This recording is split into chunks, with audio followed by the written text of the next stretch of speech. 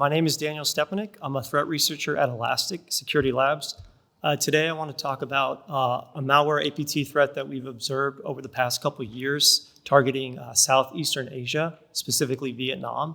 What I want to do is kind of walk through that initial investigation, get you some context up front. Then we'll go through the malware itself, go through some of the features, the control flow, how it kind of communicates and gets set up.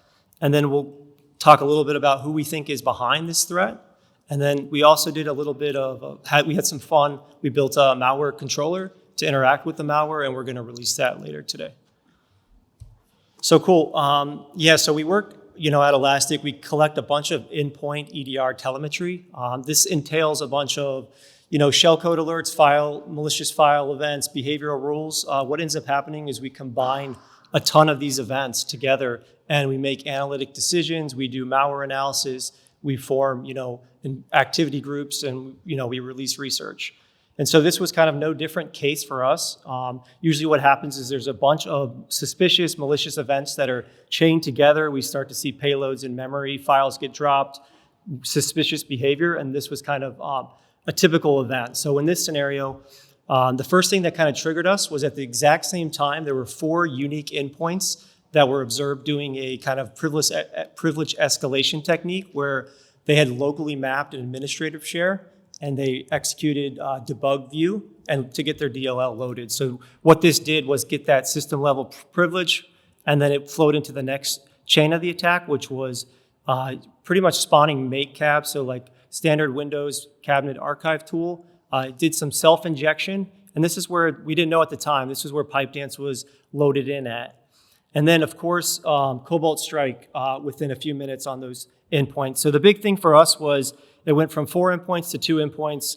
It caught our attention, and then we decided to go through triage. So everybody has their own kind of form of investigation flow triage.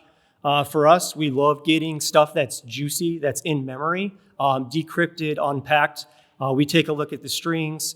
You can see here, like, we can start to see some hard-coded Windows binary names, some string formatting.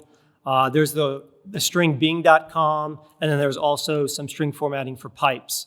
So we kind of knew we were getting something interesting. We didn't know what at the time. And then we definitely love to use code sequences, random byte sequences that we find when the malware gets loaded. We haven't done any analysis at this point, but we will take certain pieces of code and then throw this against like internal databases, external databases.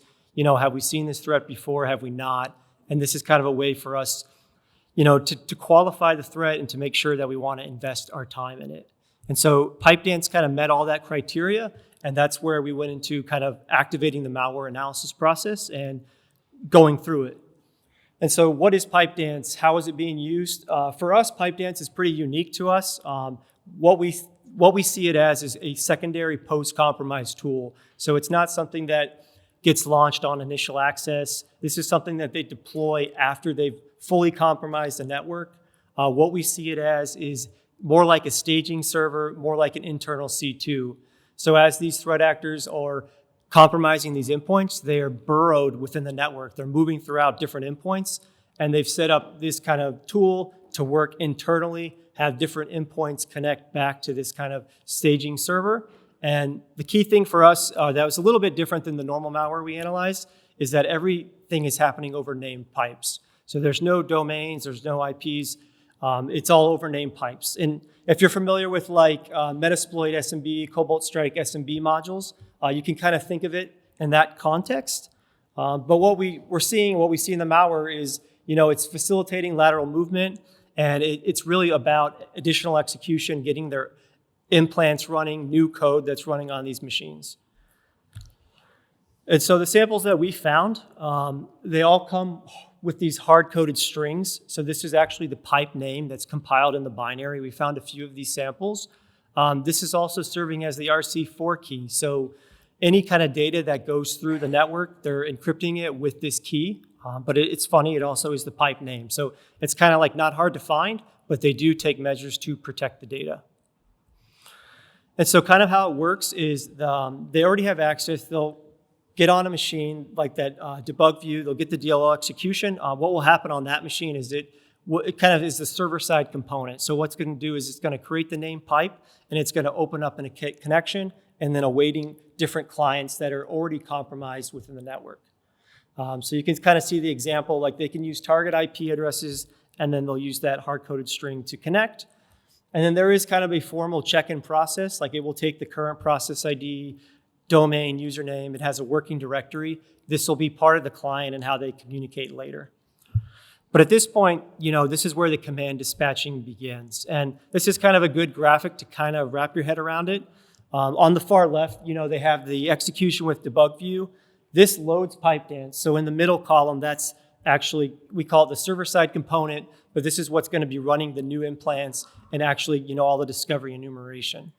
Once that name pipe is set up, then they have clients that are scattered throughout the network, and then they can just do whatever they want in terms of reconnaissance, running implants, and getting it to run on that machine in the middle.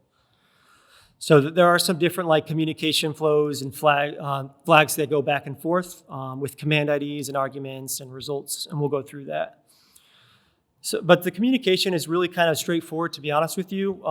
What we saw was kind of like a structure, an 8-byte union, and it typically had like a 2-step flow to it. So they will send over like a initial request, and that request will usually have like a command ID. And then depending on what they're passing as the command ID, they'll start allocating a buffer on what they expect.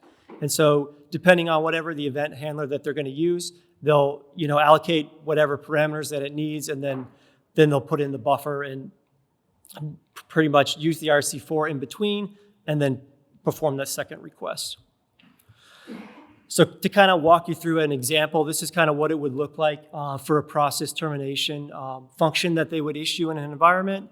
So the operator, they get the check-in, then they're going to send a command. What's going to happen is the client will send the command ID 1, and then the buffer size of the PID, so the PID that they want to terminate, it's only 4 bytes. That'll go to the server. The server will get that through the pipe, and then it's going to allocate memory. It's going to say, hey, 4 bytes, I'm going to allocate. And then the client's going to come back and encrypt the PID and then send the data through the name pipe.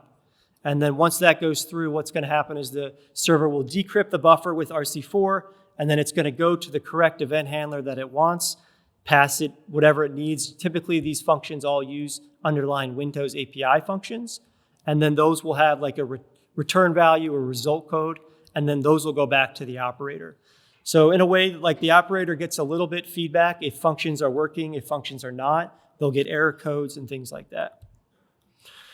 So yeah, the majority of the functionality is all done through this dispatcher. So it's just pretty standard stuff. So they provide command IDs and arguments as an operator, and then there's a bunch of conditional statements based on the command IDs that they determine to pass. And so what we see within the binary is, there's different functions that have different return values. Like in some cases, they'll just return straightforward things like result codes, error codes, very simple return values like on or off. And then for some other functionality, they'll create these name pipes where they'll communicate and send like larger data. So like if they're trying to retrieve a listing of processes, that's kind of a larger batch of data.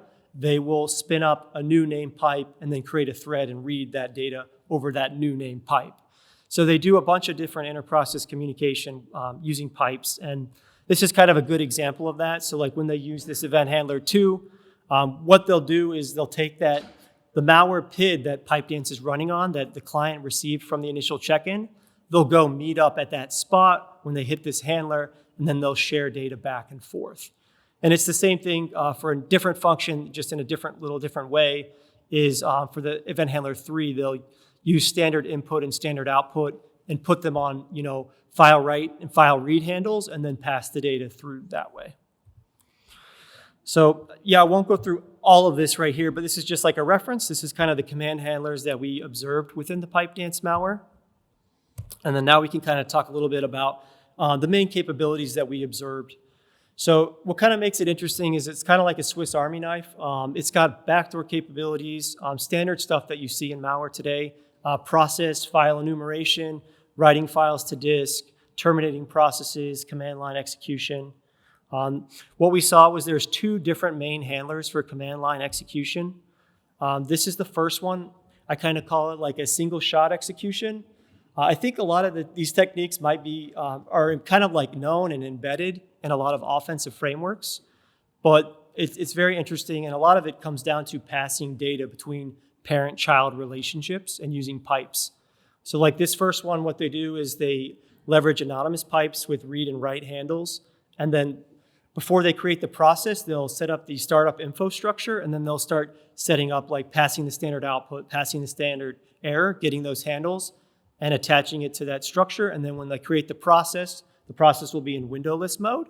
And so they'll have those handles mapped for the output. And then what happens is they'll run the command. Like on the right, I think I have ipconfig running. So it'll take the output, and then a new thread will be created. And that thread gets put in a loop, and it's just going to read that output from that from the ipconfig command, and then it's going to return the data. So the thing that's kind of nice about the way that they built it is that it's always doing the RC4 encryption within the network, so things are kind of well hidden. But they do also offer like another command line utility. We think this is a little bit more for like interactivity, more feedback. So instead of just sending one command and waiting to get results, this gives them a more terminal feel. So it's kind of like we call it like a piped CMD. So they'll use the CMD process, and then they'll have separate name pipes for standard input and output.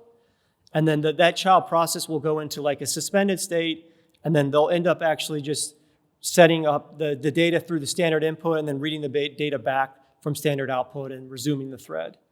So this is kind of a way to get them like real-time terminal where they can run commands, and it feels like a real shell kind of feel. So some other stuff that they have for discovery, enumeration, process enumeration. This is a key one. They use create tool help 32 snapshot. I think the thing that's interesting about all different types of malware, like this is just a good example, is they have a lot of tool marks in this. They have a certain string formatting and how they do the columns, the headers. It makes for interesting Yara. It makes for interesting signatures for like our team to track this group. But you can see the stuff, the information that they're collecting and what the developer is using as well. So you have file enumeration. They use a working directory concept. So when you load into PIPEDANCE, you're in a working directory. So the operators would come in and they change the working directory, and then they'd just be able to hit this module number 4, and then that will list the directories like the listing there. So some interesting stuff that we saw in PIPEDANCE, we don't typically see in malware. It kind of shows you a bunch of the motivation behind the developers that built this stuff. What they were doing was putting in a bunch of like network connectivity checks. What we would say is like these are small, like really purpose-built functionality. It's not complex code, but what they're doing is using this before they maybe waste or use an implant and execute it. They're always checking to see if the right protocol, the right ports are open on those endpoints. At the same time, they also use this as like a staging server. So whenever they want to exfiltrate data, they're poking all the different transport mechanisms that they can use to get outbound access and just verify, is this routable or not? Can I get out of this endpoint? A lot of these times, these operators, they don't know where they are within the network at some point, and they use this tool to validate and see, can we get out on DNS? Can we get out on HTTP? And this is just returning simple Boolean values like routable, not routable kind of thing. And this screenshot below is kind of from the client that we built, but it kind of simulates a lot of the exact behavior from PIPEDANCE. And so some things we saw, like DNS, like they check for DNS resolution. They use bing.com in our samples that we observed. This was hard-coded in the binary. There's 2 different functions. One function gives them the option to provide a DNS server IP if they want to as well. ICMP was another one that they do for network connectivity tests. All the operator does is supply the IP address, and they have a custom loop that just goes through an alphabet, sends the data through, and then if it gets a return value back or not, it's going to set yes or no kind of deal. This one was a little interesting as well. This was just like a wget, but it's a network check that they do. So it just kind of shows you, it's like a super small function, super like lightweight request. Like a lot of environments might have a hard time, or they wouldn't even see this. This would just kind of blend in normal traffic. But this was just a simple like request. They do a GET request and then they set the accept header to only text-based content. But all the operator does is provide a domain like Bing, Yahoo.com. It's going to just check to see if they can get out on HTTP. So for all the different functions that are going to do code execution where they're going to run shellcode, they use process injection techniques. I think they're all kind of standard stuff that we all know about. What's interesting is that they do kind of adopt the Heaven's Gate methodology for the 64-bit side, but there's different paths that they'll take. For thread hijacking, they'll use your standard Windows APIs like get thread context, write process memory. And then for Heaven's Gate, they'll do like int get context thread, int write virtual memory, RTL create user thread, things like that. So some other tool marks that they do, this was interesting to us. This is custom unique to PIPEDANCE. We haven't seen this before, but they do some trickery where they're just trying to disguise what they're doing in terms of evasion. Maybe this hinders, detections, SOC environments where they're using process parent-child relationships to kind of find things. But they'll use like a custom function to just randomly choose a Windows program. They'll just take the current time and then they'll use that as a seed, and then they'll pass it to a random function to choose one of these hard-coded lists. So it's kind of like a lottery of which injection target that will end up happening in an environment. But these are the ones that we found in the PIPEDANCE samples that we analyzed. And so, another beefier function I would say that we saw with process injection, I think this is one that they use quite a bit. It uses standard in and standard out, but this gives them kind of a capability to execute shellcode and also pass input and read standard out. We think this is kind of a way that they use to do more evasion. It also is kind of a way for them to get more reliability. So like if the shellcode doesn't work out, if something crashes, they'll still have the PIPEDANCE sample still running, it'll still be up and nothing will happen, but it gives them the opportunity to create, execute more shellcode without losing the PIPEDANCE implant. At the same time, what we did see with this is it was kind of pretty much paired with Donut. So what they'll do is they'll take like any kind of program, like Mimikatz is a good example. They'll turn it into shellcode using Donut, and then they'll pass it to the function that we just went through where it just will grab a random hard-coded binary.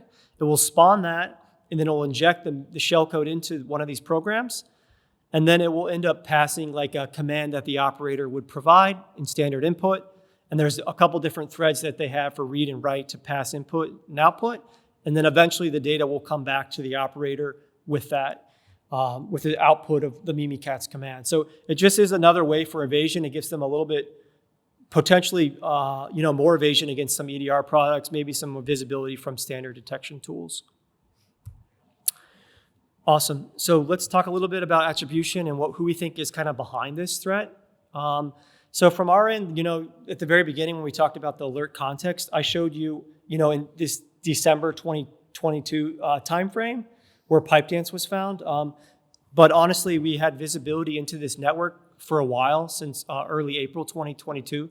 And what we were seeing was custom implants known as like faux real. It's like an ICMP backdoor that has kind of been categorized and sourced by APT32. So we were already kind of tracking that activity, and then PIPEDANCE happened. And then what we saw, lately in April, we saw new implants that we hadn't seen before. We did some research. We released a blog post.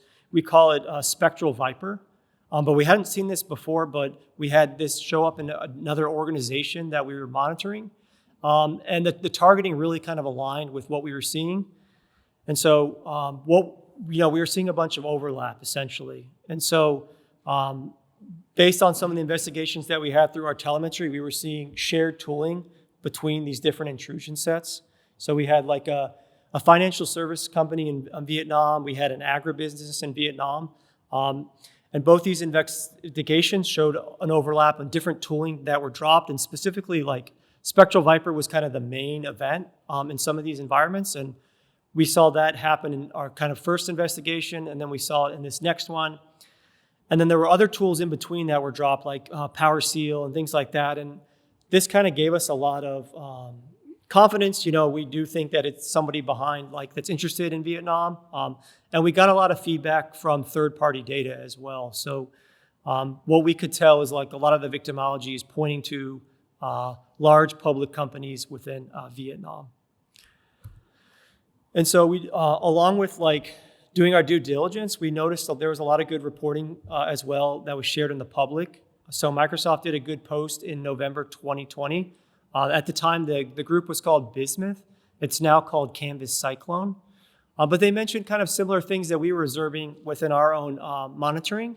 So they talk about seeing sysinternals debug view was launched from Service Control Manager. They mentioned network verification to yahoo.com. And then they also talk about, Mimikatz commands were coming from a hard-coded list. And then they provide this list.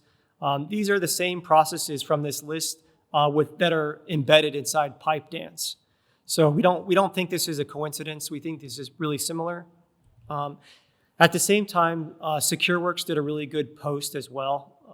They have a threat profile called Tin Woodlawn, and this activity kind of aligns with APT 32. And within this section, to us, they're describing what PIPEDANCE, the functionality that we observed and analyzed. So they talk about, an RC4 encrypted executable is written to a named pipe. They mention injection from a hard-coded list, and then they mention the same process that's embedded in PIPEDANCE as well. So we kind of think these links are too strong. We say with moderate confidence, this is somebody interested in Vietnamese state interests.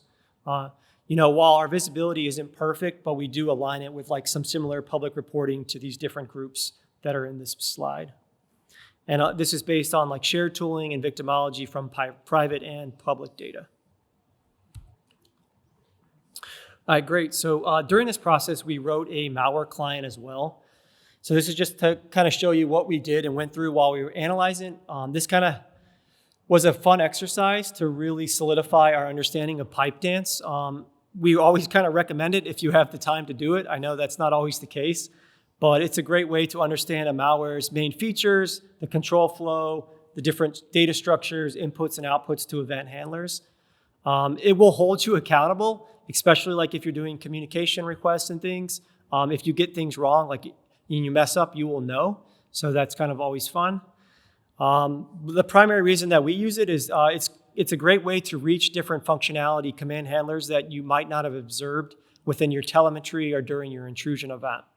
It's a good way to validate, different detection, prevention strategies. This is a state-sponsored tool, right? So you have an opportunity to see how, a corporate environment works against this and provide a strong emulation scenario for them.